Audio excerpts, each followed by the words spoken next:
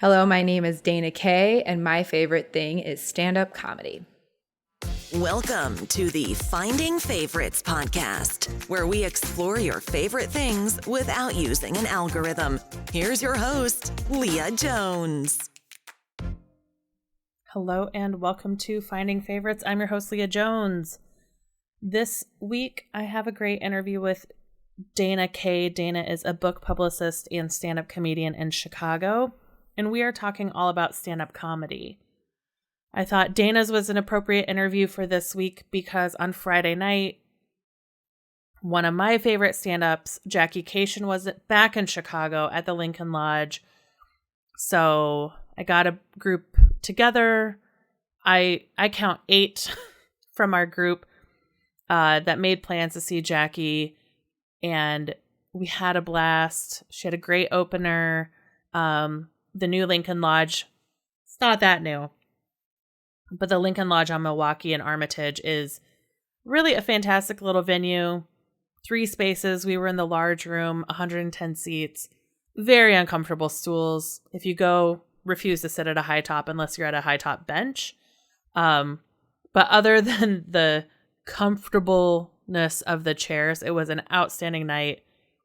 Really great to see Jackie after so many years of COVID and listening to her on her podcast and not getting to see her on stage. It was a really outstanding night. I also this weekend went back to the Mahomet Soda Festival with my sister, with Jasmine, my nephew Quinn, a friend of my sister's, Rachel, and we just sat in the shade, drank craft soda, listened to blues bands, ate barbecue, and the Soda Festival continues to be like the platonic ideal of a street festival. It's so nice to be at a festival where everybody's not falling down drunk because there's no alcohol. It feels very Stars Hollow, straight out of Gilmore Girls. But it was a really fun time this week. And then I capped the weekend off by getting my new bivalent COVID booster. So I think that was... it's my 5th or 6th COVID vaccine. Because I'm immunocompromised, I was permitted to get it early. If you haven't gotten a bivalent booster yet at all, well, go get one. And if you are over 65 or immunocompromised, if one of your medicines puts you at risk, if you have asthma, there's a whole lot of things that qualify people for a booster now. And they said that this will carry me through to flu season. So that was what I had this weekend. So something that I say I'm going to do on an episode I haven't released yet, go figure, is start reading reviews that I've gotten on the podcast, because I really would appreciate. I'm heading into year 4. I just checked. June 21st is the anniversary, and I'm really looking for more feedback, more reviews, more recommendations, people that you want to hear interviewed. Please send them my way. But one of the things I thought I would do is read a review that I got on Apple Podcasts. So this is from May 15th, 2023 from ChatGPT. So I don't know who it's from. Subject line, brilliant idea. Leah's approach to having creative people talk about things they like is brilliant. Half the time, the joy of the show is learning about the guest's work, even as the guests dive deeply into fascinating recommendations. If you're looking for a train of inspiration, check it out. I'll take it. So please head over to Apple Podcasts or your rating review app of choice. Leave me a 5-star review. Shoot me an email, findingfavoritspodcast@gmail.com. And that is, so findingfavoritspodcast@gmail.com. If you have comments about the podcast, if there are guests that you hope I would have on, I'm here for your recommendations. And without any further ado, let's get into this conversation about stand-up comedy with Dana Kaye. Wear your mask, wash your hands, get your bivalent booster, and keep enjoying your favorite things.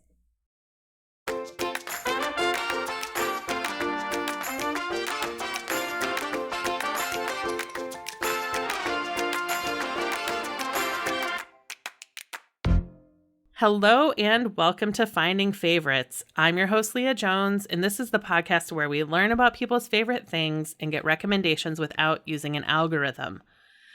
Tonight, I am joined by Dana Kaye. Dana is a Chicago-based entrepreneur. She is the founder of Kaye Publicity, a PR agency.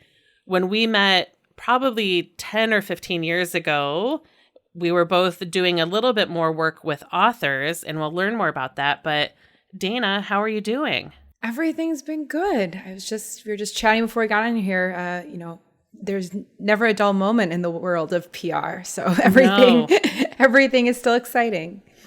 It is always one of like the top 5 or top 10 most stressful jobs in the US when you look at those lists. Luckily, we work with authors and we're not in crisis PR, although some of our authors might feel that there are crises related to their books. So luckily, most of our days are not running around, making crazy calls, putting out fires. Many of us spend a lot of our days reading, which is a really great thing. That's wonderful. That's a wonderful way to spend your time. I talked to... now maybe 2 years ago, one of your colleagues about fountain pens. Haley Desort. Haley. And then when Christmas came around that year and my sister asked me what I wanted, I was like, please listen to Haley's interview and buy me a beginner pen. So I did start my fountain pen collection with some of her. It's not a collection. It's just a pen right now, but it was based on her recommendation. Well, and that's the beauty of this podcast, right? We learn about so many cool things. It is. There's a lot of things as you like movies, books, especially because I interview so many authors, and I don't read as much as I did pre-pandemic. Somehow the pandemic, I'm not alone in having my brain broken by it and making it very difficult to read. But I've embraced audiobooks and spend a lot of time listening podcasts and audiobooks now. That was something that I changed during the pandemic too, because I read obviously a lot for work, but I also want to read for pleasure. That's why I got into this business. But audiobooks were something that I had never entertained prior.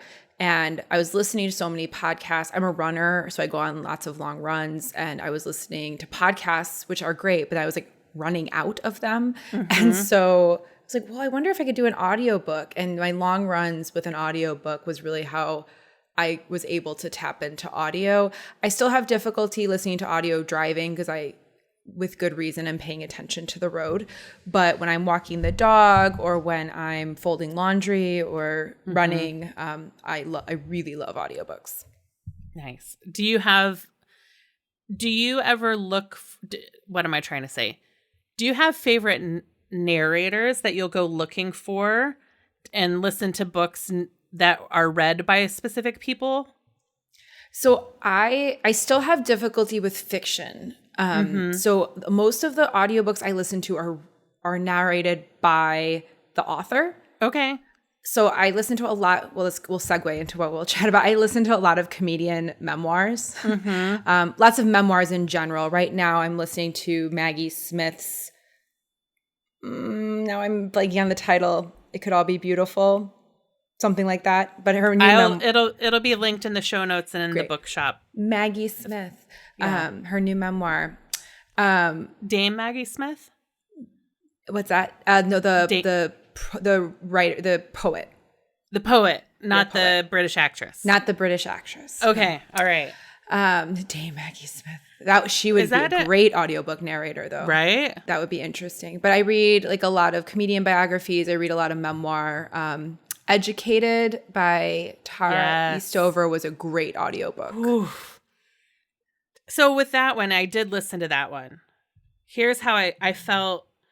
Like, one, she read the book. She wrote the book. You know, because she's reading the book that's in your ears and there are chapters coming, that she survived the climbing on the mountain of trash and cutting her leg. There were so many scenes that I'm like, I don't know if you're going to live, even though I'm listening to her. And she wrote the book, which is proof that there's a life at the end of the book, right? What a well-written memoir. Mm-hmm. It was fantastic. Yeah. And that got me through. I listened to that. I was training for the marathon this past summer. So I listened to that on two of my long runs. So it was like, wow. I did it in like 2 sessions. Right. Because they were like 4, I think the book was like 10 hours maybe. Yeah. And like, yeah, it was so compelling. And also if I'm out there running 22 miles and she is keeping me so gripped that like I'm not even paying attention to it. Yeah, I felt really good. Yeah. I feel like there's one other memoir I listened to recently where I felt the same way, but I was just like, well, there's no way she's going to survive this. Literally, I'm listening to her. I don't know if you've listened to Casey Rose Wilson's memoir. No, I haven't. Hers is wonderful. And then I also just listened to, I guess I am listening to a lot of memoirs. Jeanette McCready's I'm Glad My Mom Died. Dead. Mm-hmm. Yeah. That was another one, honestly, with stories where I'm like, I don't think she gets out of this chapter alive. Right. She wrote the book. A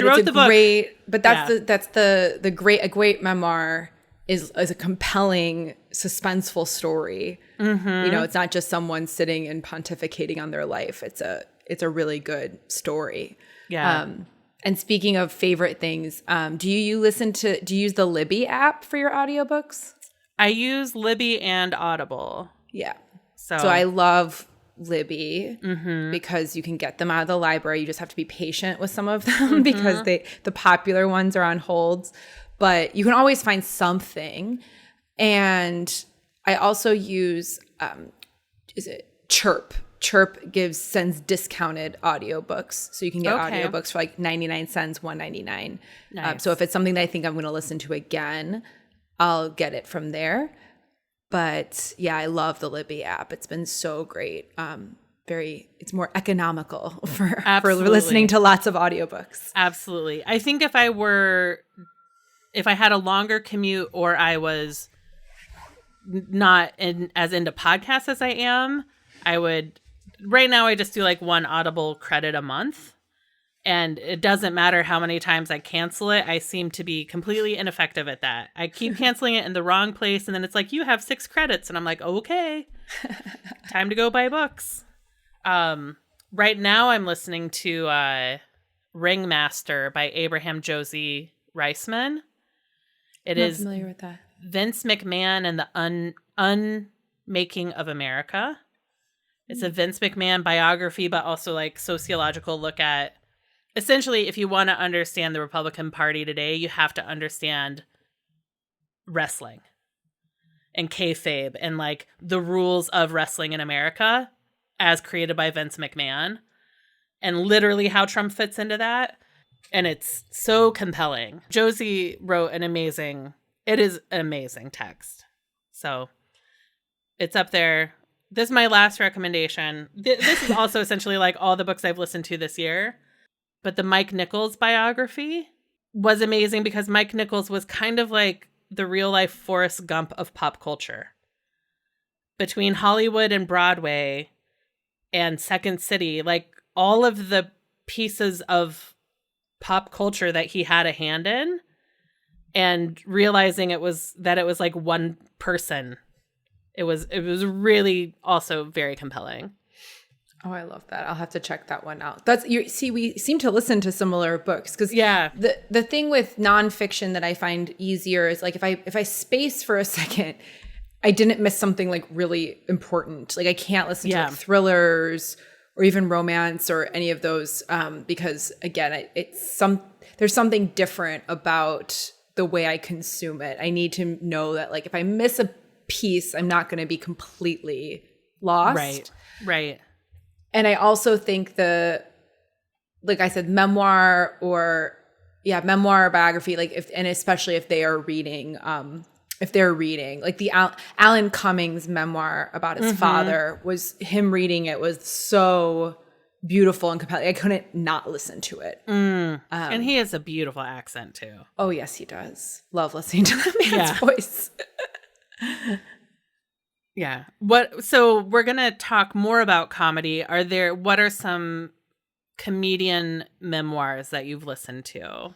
I've listened to a lot. Mm-hmm. Some of my favorites are Ali Wong's recent one, Dear Girls. Mm-hmm. Really, really loved her giving her a really like hard look at what it's like to be a woman in comedy and what it takes to like be in comedy. Because I think people think it's really glamorous and exciting. And to be a professional comedian is a grind. It's like a really hard grind. And she gave a really good look at it. And I liked the format of her addressing it to her daughters. It gave a really nice sense of audience. There was a directiveness. That's not a word. I just make it up. But there something about the way it was directed at somebody made it feel like it was being read to you in a way. So that was really good. I really enjoyed Nick Offerman and Megan Mullaley's The Greatest Love Story Ever Told. Oh. And they alternate chapters? They sure do. Okay. They both narrate it. And the funniest thing is the book itself has pictures in it, which they can't get in the audiobook. And so they describe the pictures, which somehow is even better. That's amazing. But they also gave, again, a behind-the-scenes look at what it was like coming up in Chicago theater, which like I really enjoy Chicago theater background, like that sort of thing. She was and the way he talks about her was just, you know, there's a lot of, especially in comedy, there's a lot of toxic masculinity, a lot of egos. And he just puts her up on this pedestal and talks about how amazing she is and how talented she is and how much he learned from her. And I thought that was just a really beautiful insight into their relationship. So it was it was a great combination of funny and also really heartfelt. Yeah. And let's see. Some of them, again, there's some that are better than others. I love Jim Gaffigan. He's one of my favorite comedians. Dad is Fat was an extension of his comedy. So like if you like his comedy, you'll like the memoir. It wasn't anything like new or profound. Sure. And Tiffany Haddish is Black Unicorn. Was really good. I really enjoyed learning more about, again, some of it was familiar because some of it plays into her comedy, but there was a lot more about her background, about her relationship with Judaism, being Black. Like there was a lot there. And again, she narrates, and she was a great narrator. Now I'm going to go. I can keep going. It's a good list. It's a good place to get started. I think the other one was Lovey. I apologize because I don't say these names out loud. Lovey Ajayi. And I like a lot of her writing.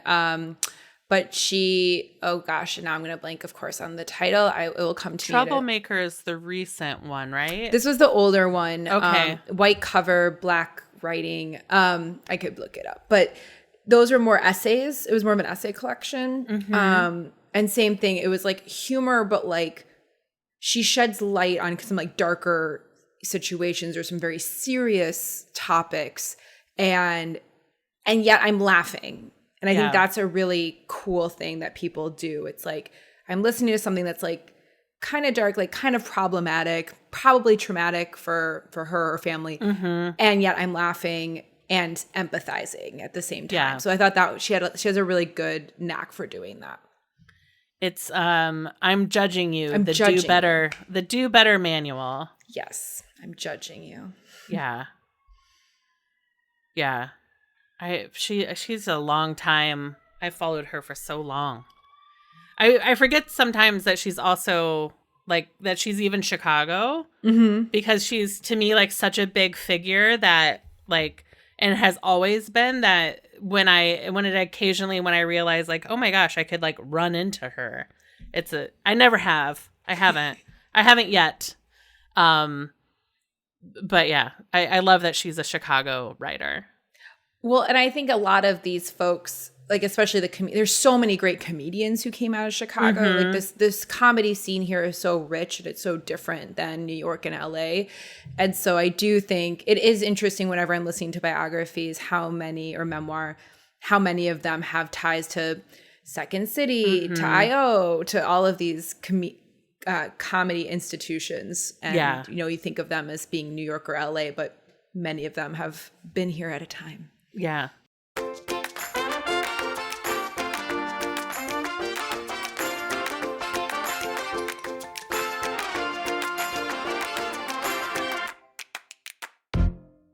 We're not, although I'm pretty sure we could do it for a full hour, just here to trade audiobook recommendations. We're also here to talk about your favorite thing. And what is that? I love stand-up comedy. Yeah. I love stand-up comedy. It's something that I've loved since probably before I knew what it was, right? Like I love telling jokes. I love humor. I love listening to people tell jokes. And so stand-up comedy is something I've always loved, but something I've reconnected with post-pandemic. Yeah.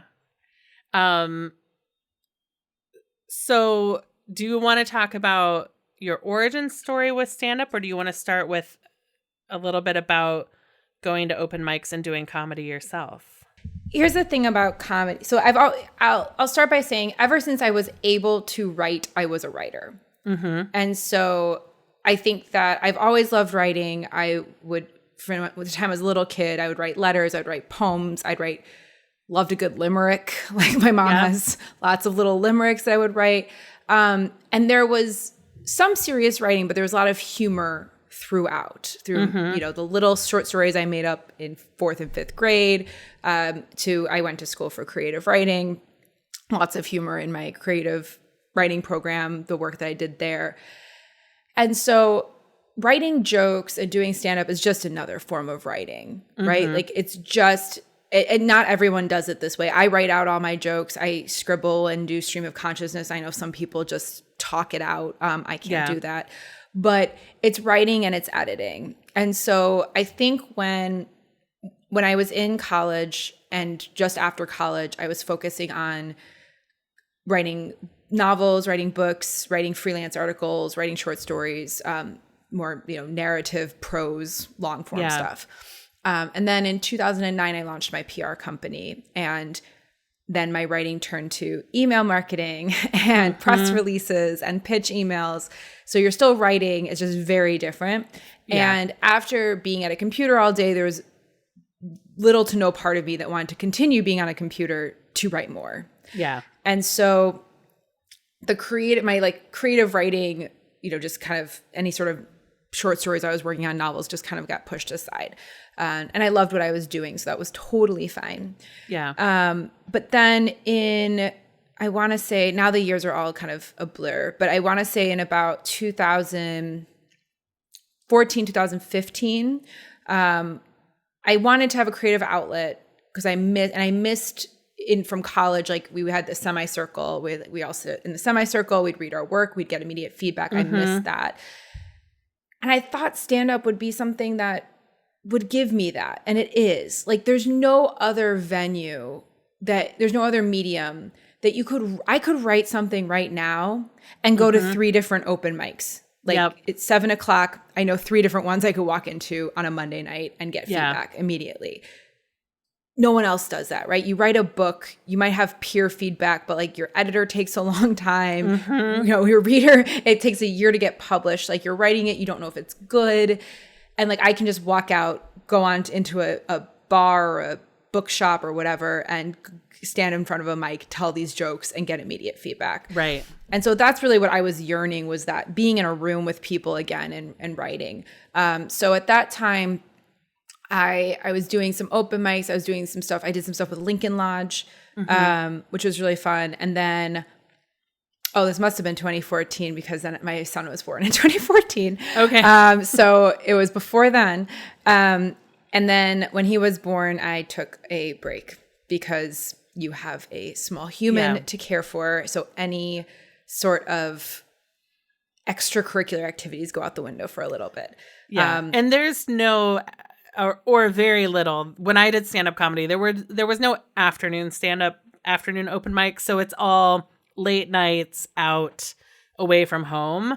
So it is taking a lot of time away from being at home. Yeah, and no sleep. So it's like you might go to a 9 o'clock open mic, but then at 1 a.m. you're getting a wake up call because someone needs to eat. Yep. And yeah, I was just so dog tired. Not to mention this was in 2015, I got a book deal to write a PR book, a book about a book about publicizing your book. So that all my writing went to that. Went to that. Yep. So during the pandemic, so again, mommyhood, running a business, all these things. Yeah. But then during the pandemic, I don't know about you, but I was a little stressed. I had lots of anxiety, lots of people in my house. I'm suddenly running a business and homeschooling a kindergartner. Right. And everything was a little stressful. You know, people are dying and getting sick and all of these things. And so I did start writing again because, of course, why do we make jokes to make light of really stressful and traumatic situations? Yep. And so I started writing again, and I was starting to fill up notebooks and of jokes. But the difference is because it was the pandemic, I wasn't going to go to a bar and tell them. Right. Zoom comedy it didn't work. Not for you. I don't think it was for anybody. I don't know anyone who's like, I loved doing comedy shows on Zoom. If you're a comedian who loved Zoom, like let me know. But so then it was about a year ago, maybe a little over a year ago, where I said, okay, like I'm like have 4 shots, like 3 or 4 shots now. Like I'm ready to venture back. And I started doing at least one open mic a week, and that was my like kind of touchstone, because if I did at least one a week, I would keep writing. I'd have new material, and if I did more than one, I would be able to like try it out on a different room or try more jokes or all those things. So it has been I would say about a year now. No, over a year. We're in May. Over a year since I got back into it, and I still go to at least one, but usually 2, usually in one night. Like I'll usually hit like an afternoon one and then go to a later one. The comedians I hang with are great at peer pressuring me to go to one more. I always laugh. I'm like, they're like, are you going to the next one? I'm like, it is 10 o'clock. My night is over. And then they'll be like, but there's one just like 5 minutes away. You don't want to go one more? I'm like, okay, maybe. I'm out. I mean, to me at this age, there's no difference between getting home at 11 and getting home at 1, honestly. Right. It's all awful. And so it has been really good to practice this craft of short form humor writing where you can get this immediate feedback, because I could tell this, you know, if I go to a mic and I do a set, I usually film it because I sometimes black out on stage. Like I don't hear the laughs in the right way. Well, and sometimes some rooms the laughs go up and they don't go forward to the stage. So that's absolutely true. Yeah. That's a good point. That's a really good point. So so I film it, video or audio. I'll like listen to it in the car, be like, okay, this is what hit, this is what didn't hit. And then I'll go to another mic right after, try the exact same set, but tweak it slightly. Yeah. And see if it hits differently. Yeah. And you do get the comedians that I know and the ones that I listen to their memoirs, like they all say about this high of like, you try this joke in different ways and you keep tweaking it and editing it. And then when it hits and you do it a few times in the same way and it keeps hitting, that feels really good. So like I have a solid like 20 minutes that I'm like, these will hit. I know they will. Nice. At least for now, I guess, right? Time changes and things change. Right. Yeah. And eventually you get tired of jokes. That is absolutely true. That's absolutely true. I also like you kind of some of the jokes, like I went back to my notebooks from before I was a parent, and I was laughing because half of my jokes were about not being a parent. Right. You know, which some of them still hold true. Like I hold that, you know, my dog takes as much work as my child. I still stand by that. And that it's not fair that I can bring my kid into restaurants, but I can't bring my dog sitting nicely in a baby Bjorn on my chest into a restaurant. She's much more well behaved. But yeah, you kind of like grow out of them in a way. Yeah. I also got divorced, and I also laughed because so many of my solid jokes had to do about being married. I'm like, goodbye, all those. Right. Not telling those anymore. Yeah. But luckily, divorce is really great comedy fodder. So I have lots of new jokes. Being on dating apps at the age of almost 40. Yeah, they're the worst. They're the worst. Lots of material though. It was worth it. He's the literal worst. But I'm not an asshole, so I won't slander him publicly, but I will in every group chat. But it's not just as satisfying, but it's still satisfying. Still pretty satisfying, yeah. No, going back to dating apps they're brutal. Going back, I never was on one. Oh. I was never on one. I met my ex when I was 20. Okay. And so, no, I was never on apps. And so my friends had to teach me. I got catfished so much because like I had no idea. Oh, sorry. I had no idea. They were like, this is a bot. You're talking to a bot. I was like, what do you mean there's bots? Like, I don't know. I was this like naive little person. So yeah, no, my friends had to teach me like, you need verified profiles. This is what to look for. If they ask you to get on WhatsApp, it's a bot. Like, I don't know. I was just this naive person. So yeah, no, it was, honestly, I found it, here's the thing about the apps. And again, it's different. We were talking about this a little bit before I came on. I had a great life with my ex. I have a son. I'm like, have a good job. Like, I'm super happy. Yeah. And like, if anyone wants to come into my life and it's additive, great. But I didn't like need it. And so I think that's what made it like not as high stakes. Like, sure. I went on a few dates and just like, you know, if it wasn't a connection, I just say right there, I'm like, it was nice meeting you. I didn't feel a connection, but good luck. Right. And they were just like shocked. Like I would just say that. I'm like, no, there's no reason. Right. I actually ended up meeting a good friend. We like acknowledged that there's no romantic relationship here, but I'm like, but can we be friends? Yeah. It's very lesbian. But like, but it was just interesting. Like I don't play games. Like I don't have any, like, I have no game. There's like no game. And so to see like the reading between the lines of like what people's profiles were, like I didn't know any of that. So that was a whole learning experience, or what red flags are. Right? It's like, I don't know. Right. I don't know. So it was a little different. It was fun. I met some good people. Some of them were for me. Some of them weren't. Yeah.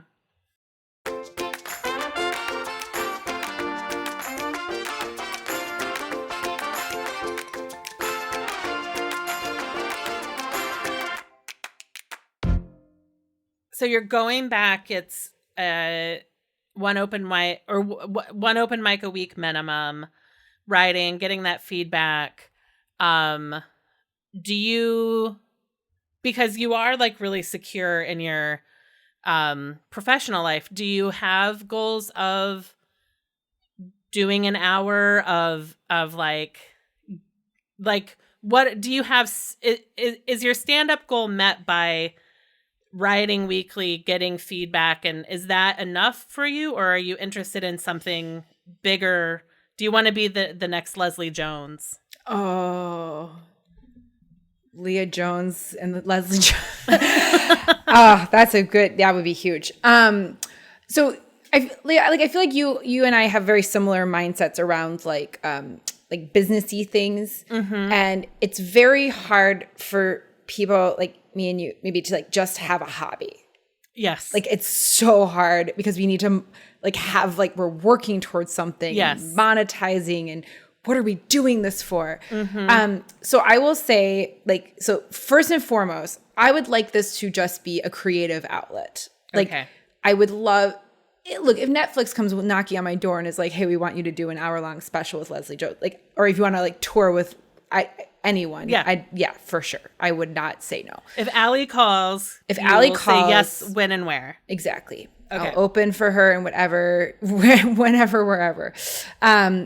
But I didn't want this to be associated with like a thing. Like I didn't want this to be like, if I'm not, another recommendation, Elizabeth Gilbert in Big Magic talks about this, that once your art is feeding you, you have a different relationship with your art. Yep. And I didn't want this to feed me. Like I didn't want me to feel, I didn't want to feel like my worth or my success or my talent was wrapped up in compensation, how many times I'm booking shows, that sort of thing. Yeah. So all that to say is like, I don't want this to be a career. That's not the end goal. However, when you get booked for open mics, you have 4 and 5 minute sets. That's not a lot of time. When you get booked for shows, you're booking for like showcases where you get like 10 to 20 minutes. Someone wants to give me a full hour. Like I need to work on that. I don't have a full hour. Right. But so to me, the goal of getting on those bigger stages and getting showcases is more about time, right? It's more about like more time on stage, more time perfecting things. Like if you're getting booked, you should be giving your good jokes and not working on things. But even just things like you can't do crowd work at an open mic. Right. You can, but it doesn't work that well.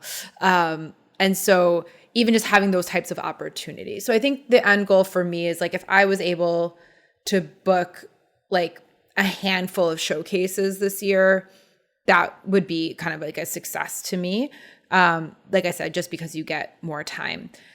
I like we were talking about earlier, I'm an early riser. I'm not a night owl. Like, if I'm doing a show, like I get wrecked the next day. Like I'm just signing up to have a really terrible day the next day. Hopefully I did enough for like riding a high. But that's the other piece of it too, is like, if I can do like one night a week, if I can go to 2, sometimes 3, that's a lot. But if I can go to at least 2 in one night, get like some good feedback and do all that, then like I can have a somewhat normal life. But in order to get booked, the comedians I know, like they're going to at least 5 or 6 mics a night, or excuse me, a week. And they're going strategically to mics where bookers are because they want to get seen. And that's also not how I live my life. Like there's a room that I think that the producer's super skeezy, so I don't go there. Yeah. But he has a room and he puts on shows, and particularly young women go there to be seen because hoping that he will book them because that's their livelihood, right? Like they need to get booked. I'm glad that I'm in a position where I don't need to do that. I can say, you're kind of gross. I'm not coming to your room anymore. And there's plenty of other rooms I can go to, but I don't, like I said, I don't need to get booked. Yeah. I did stand up in my 20s when I first moved to Chicago. So like 02 to 04-ish. And ultimately for me, it was auditioning for the first season of Last Comic Standing and spending 6 hours in daylight with the Chicago comedy scene. And I was like, you know what? I don't think these are my people. I don't think these can be my coworkers for the rest of my life. So that was part of it. Because this was also peak gross out rape culture. Like the jokes that I saw every night were horrible, like so mean spirited. And also that like by that point I had direct deposit and a day job and had to be somewhere at 8:30 every morning. And I was like, it turns out I like health insurance and direct deposit more than pursuing this like path towards stardom. Right. And then when I got laid off and I was 40 and I went back to open mics for a few months, I was just like, oh my gosh, now I'm like the old person in the room. I remember the old women when I was in my 20s, and I couldn't quite wrap my head around, and you've gotten there, of like, I can use this space for a creative outlet without the same professional goals as the other people in this space. And I couldn't get there. It's hard. And so the first time I went to there's a mic that I really like called Take a Shot Open Mic, and they do 3 open mics, and they pick finalists that will compete for a spot. I believe it's either Zanies or Laugh Factory. Yeah. And you get some cash. So it's like a competition. And I remember doing that mic and not getting picked as a finalist and feeling so devastated. And I'm like, why are you devastated? Your set was good. Yeah. Like, your set was really good. I like watched it. I was like, nope, you hit your marks. It was good. You had good jokes. It was good. Other people were just better. Or it's a taste thing, right? Like, right. You know, the 20-year-old dudes who are judging might like other 20-year-old dudes more than like, you know, the mom jokes from the 40-year-old. But like and then once I got past that, you have those little humps of like, you don't need that. You don't need the spot on Laugh At. You don't need that validation. That's what it is. You wanted to feel validation. And so I have been able to do away with the external validation, other than like getting laughs, right? Like I want laughs. Yes. Like that's how you figure out if it's good or not. But the validation of like getting chosen to be on a showcase, right? Like I see showcases and I see people who in my opinion aren't as funny as me getting booked, but they're grinding it out, and you know, respect to them, right? So you know, they're going to get exposure and they're going to get booked on shows that I might not get on because I just am not at every open mic or every show networking and grinding. And so I agree. I also think, Leah, like in the early 2000s, like it was also a very different landscape. Like I cannot tell you how many of the comedians I'm friendly with are sober. I can't tell you how many like more queer comedians and female comedians, like it's such a more diverse and supportive place. I was laughing because I went to there's a mic I love, Living Room Sessions, and either the first or the third Sunday it's women and non-binary only. And so I went from I was at that mic. It was a great mic, and my friend texted is like, hey, are you coming to Will's at Northwoods Inn or whatever? Of course, peer pressure. Sure, why not? It's only like 5 minutes away. So I go there. So I went from like this all women mic to like the sausage fest of the century. It was like 30 bros, mostly white bros. But what so it's like for those who don't know, at these mics, they put the list out at a certain time. And the protocol is you sign up in the order that you came. You get in line. It's not bum rushing the list. You sign up in the order that you came. So to see these gentlemen line up so respectfully, talking to each other like, hey, man, I think you got here before me. Like, I'll go back here. Oh, I was here before you. And like, just sorting that out amongst themselves was so lovely. So I do think the culture has, at least, again, this might be a Chicago thing because we're Midwest and different. I do think the culture has gotten a little better around drinking and drugs and competitiveness and ruthlessness in a way that they're, not everyone, but there's I could count on like 15 people, comics that I know from these mics that I'd be glad to consider my coworkers. Yeah, it was absolutely a different time. There was also like 5 open mics. Truth. There was like Sunday at Frankie J's, Monday at the Lion's Den, Tuesday at Cubby Bear. I don't know. And by Thursday it was like Lincoln Lodge, and it wasn't an open mic anymore. Like there were really like 4 or 5 rooms, and you would go and you would stay the whole night because there wasn't somewhere else to go. There just like weren't other open mics. So you could go up like 4 times a week. Wow. And that was it. So unless you went to like a music open mic or like, and just you're like, no, I'm going to sneak in at Liz Musical Inn and do comedy and never come back because you all hated that, you know? Just go and tell jokes with the ukulele. Right. A triangle. Oh, that tambourine lady's back. Oh, damn. That would be so good. So how about did you grow up watching stand-up comedy? Or were you like a joke book kid? Oh, I loved joke books. Yeah. Oh my goodness. Loved joke books. Grow up watching stand-up comedy. I don't know. I mean, we did not, like, Leah, like my TV growing up had like a dial and antennas with foil on the ends. Like we didn't have cable, like none of that stuff. So like, I think I was not allowed to watch Saturday Night Live, but I did. And I remember watching the monologues. I loved the monologues. Of like, I didn't really, Saturday Night Live was fine, but I loved watching the monologues. Yeah. And I would sometimes slip in and watch like The Late Show with my parents. But I think joke books and things. Like I also, growing up, like many comedians, was an awkward kid who had really a lot of trouble making friends, had a lot of trouble fitting in. But guess what? I could make people laugh. Yeah. It was a really great in. And so I think that's also where, you know, I like a lot of good comedy comes from childhood trauma. And so and defense mechanisms. I always laugh. Like one of my friends was like, I'm just not that funny. I'm like, you had a really great childhood. What can I say? You never had to funny, compensate. or you can have had friends.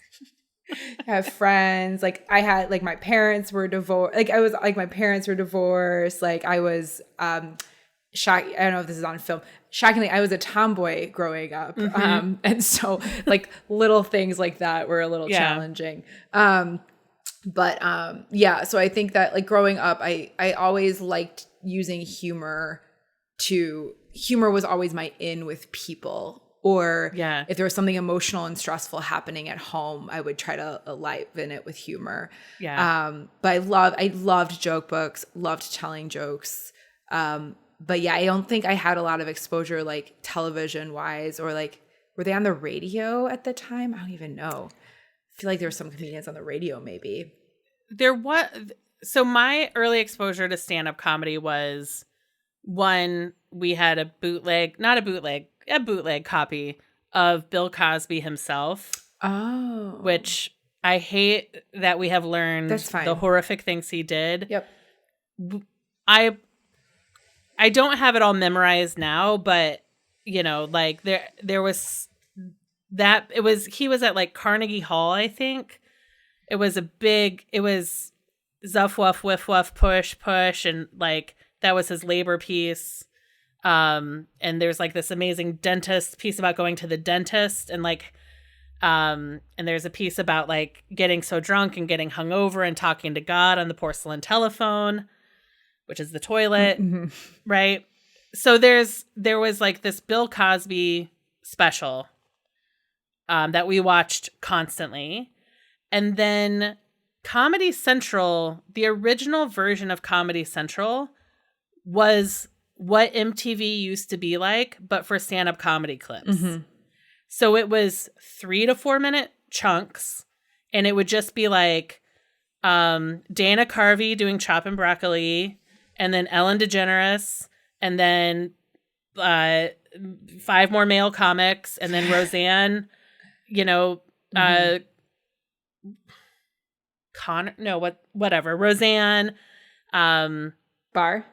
Barr. Yeah. I'm like, Connor. I'm like, that's her TV name. Yeah. No, so it would just be, the original Comedy Central was just chunks of stand-up comedy, just tracks.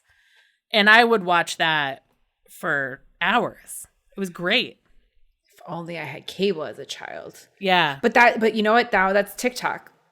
Honestly. It is. Like my TikTok is just stand-up comics and lesbians, because they see my profile picture. Like that's all it is. Yeah.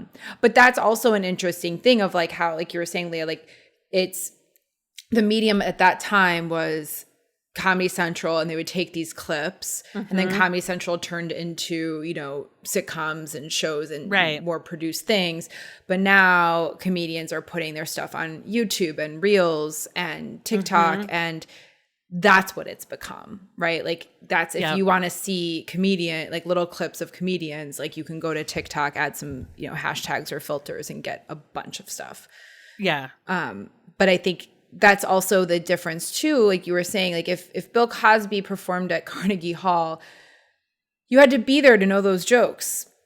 Unless you got a bootleg copy, like, that Leah had the hookup. But I think that that's also different, right? Because now we're all pressured to like put stuff online or to put things out there. So like if you follow me on Instagram and you come to a show, you will see some jokes that you already know because they're out on Instagram. And that's okay because, again, it's a work in progress. You might not get the same version of the joke. It'll be tighter and tweaked. But it's also it's a different medium where you're going to see people you're already familiar with and that you have more access to, unlike, the late 90s. Yeah. Yeah. It's completely different. One of the podcasts I listen to is the Jackie and Laurie show with Jackie Cation and Laurie Kilmartin. And they talk a lot about that, about, what do you clip and put out on Instagram? Like, what do you share online? What do you keep what do you not share until it's been on an album? And I think there's an interesting conversation happening about, right? People do crowd work for TikTok because you're not burning jokes if you're sharing crowd work, but then audiences don't understand etiquette anymore. Like audiences are losing their etiquette for attending comedy. And so how do you teach people that, like, more often than not, it's heckling and not a helpful comment, right? And I think there's something interesting there about you can get the juice you need on TikTok by doing and sharing crowd work. You're not burning up your jokes. But then people they expect you to be a crowd work comedian. Yeah, I think that's an interesting, the idea of, quote, like burning jokes. Mm-hmm. And again, I'm not we've established this. I'm not a professional. I'm doing it for craft. I actually don't know that it matters. Yeah. So like, it's a little different. This isn't apples to apples, but like if I listen to a singer's album and then I go see the show, it's the songs I know. I'm not expecting them to like pull a song a new song that no one's ever heard of, right? Like I'm going there to like get the experience of being live and the familiarity. Yep. So and look, I go to a lot of mics. I see the same jokes a lot. Yeah. Like, because it's comedians working on their stuff. And we're all like, I said, like, I went to the 5 p.m. and then the 7 p.m. There's lots of people from that 5 p.m. who strut down to the 7 p.m. It's just, like, I just said, like, I'm literally doing the same set. So I've seen jokes over and over, but it's how you tell them. It's the energy of the room. You tweak it every time. You don't tell it in the same way. You don't tell it with the same transitions even. I think that even matters. So like some of the jokes I've told, and we talked about this a little bit, like, when I was still married, I told jokes about being married. And then when I got divorced, I now don't tell those married jokes anymore. Right. But the transitions of the more evergreen jokes that don't care about my marital status is irrelevant to them. But like even transitioning from one to the other feels different. Yeah. So I kind of feel like I don't mind posting things and like, quote, I don't think it's like burning, because if you see me live, it's going to be a different experience. Yeah. I'm going to be different. You're going to experience it differently. I think it's okay. And even if you know the punchline a little bit, you might hear it a little differently. Yeah. For me, anything, I put stuff that's timely too. So like, I know a lot. I'm always impressed with the comedians who like are pulling out jokes about, like the Chinese spy balloon. Everyone was doing jokes about that you only got a week for that. Yep. Right. Like, so you're going to like go to a bunch of open mics, get it perfect. And then what are you going to do with it? Right. Put it on Instagram. It's fine. Yeah. And so I think that, if you're worried about burning jokes, even also just doing anything that's timely and putting that on. But I actually don't care. I don't think it matters in the same way that people might think. Because I think even if I have heard the joke on Instagram or on TikTok and I go see the comedian's show, I'll probably laugh just as much because I know what's coming. And again, it's a different experience. Yeah.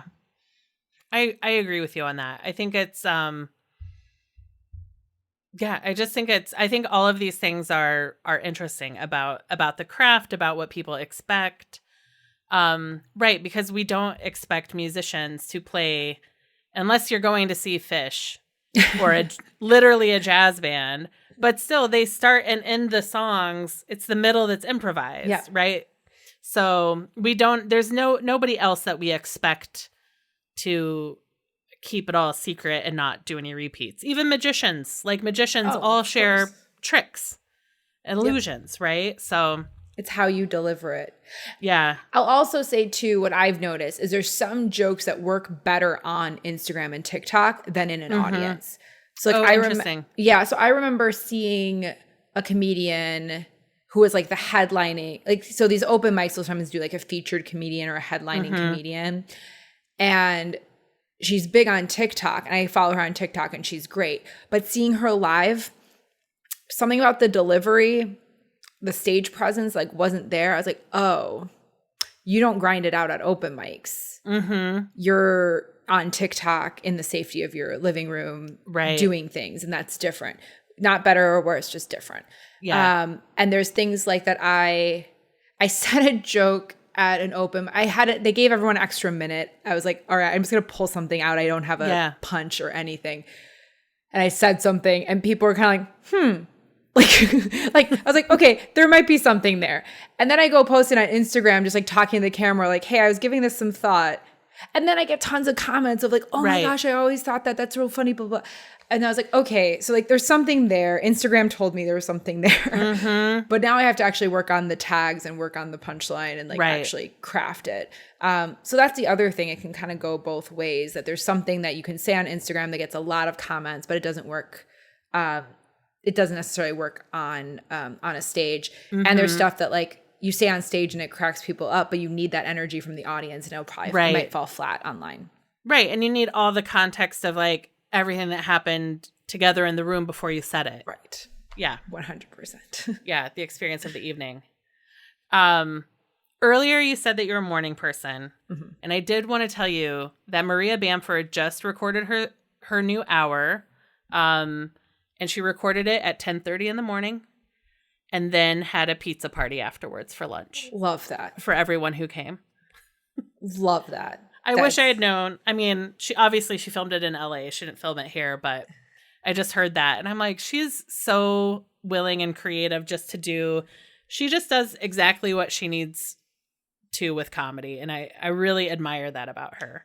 One of my favorite things to do, Second City does a brunch show on Sundays. I love going to that show, get a Bloody Mary, watch some like sketch comedy.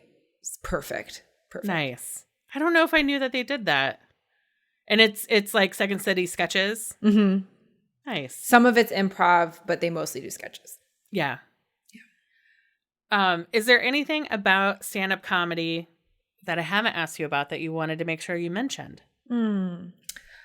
I think that for folks who, I meet a lot of people who say, that's so scary, I could never do that. And my response is usually, you could, you just don't want to. Because if you wanted to, you would just do it. And if you really do want to, you can do it. It's not, you have to be okay with quote unquote bombing. Yeah. But to be honest, I learn a lot more when jokes fall flat than if people are just, if I tell a joke and it is like, it lands and everyone laughs, I think it's funny. Could just be the room.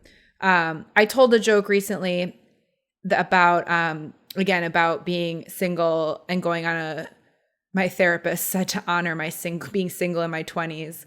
So I went on a professionally sanctioned lesbian rumspringer for a few months, which was awesome.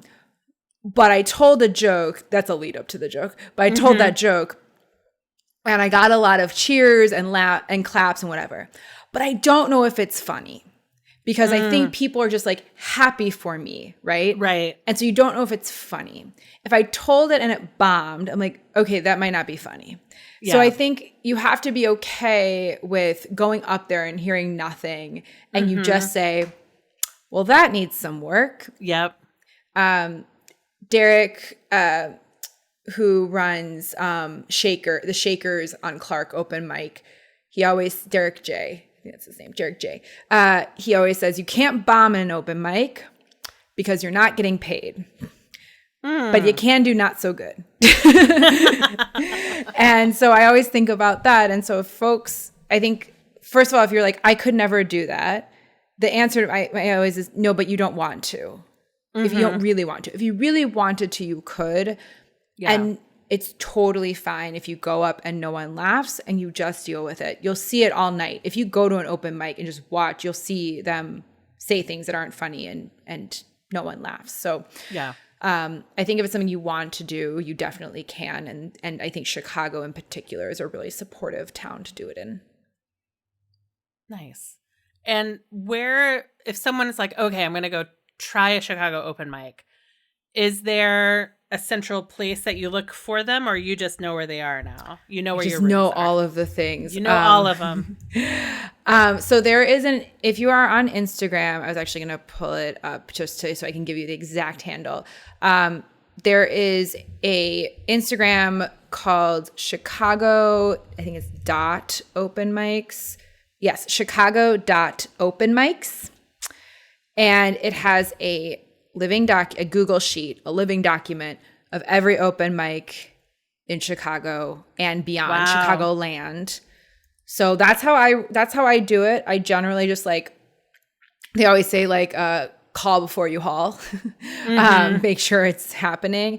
But I usually just look, if I'm like, oh, it's Monday at, what time is it? Monday at 7:30. What can I do? I'll go and pull up that sheet and just look at the time, look at the distance and see what I can go to.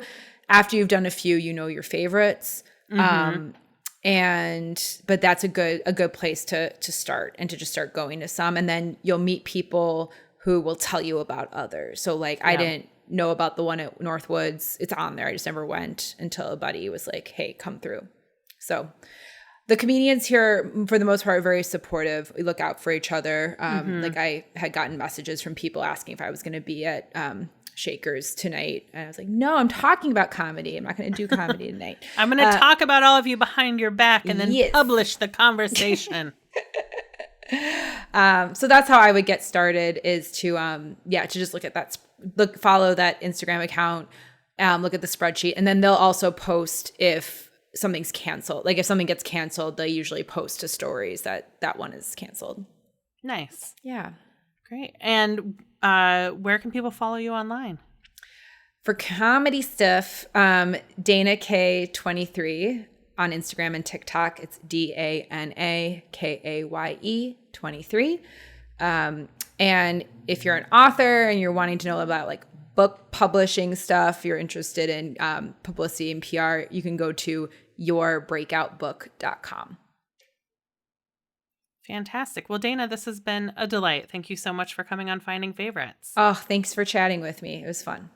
Thank you for listening to Finding Favorites with Leah Jones. Please make sure to subscribe and drop us a 5-star review on iTunes. Now, go out and enjoy your favorite things.